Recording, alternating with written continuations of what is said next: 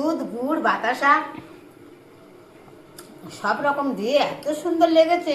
আমার এলাচের সেন্ট রয়েছে সঙ্গে। শুধু খেয়ে দেখবেন আর আমাদের কমেন্ট করবেন। মিক্সড করে ফোটানো গরম জল ওর মধ্যে ধরে ধরে ধরে নিতে হবে। যত ধরে ধরে নেবে তত সুজিটা দানা দানা থাকবে না, ময়দা হয়ে যাবে। তখন সূর্যমুখী পিঠে দেখতে থাকুন, দুধ মালাই হবে, দুধ মালাই, সূর্যমুখী দুধ মালাই। কিরকম ভাবে তৈরি হচ্ছে দেখতে থাকুন।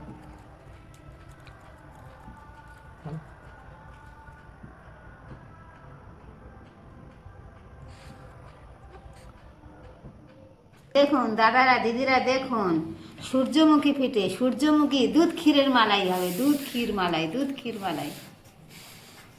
এই দুধটা এবারে ফুটিয়ে নেব, যখন গাঢ় গাঢ় হয়ে যাবে তার মধ্যে এই সূর্যমুখী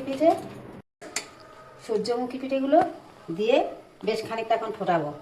এখন ভালোভাবে ফুটবে, ভালো করে ফুটলে তখন একটা একটা করে ছাড়বে আর ভাঁড় কোনো ভয় থাকবে না।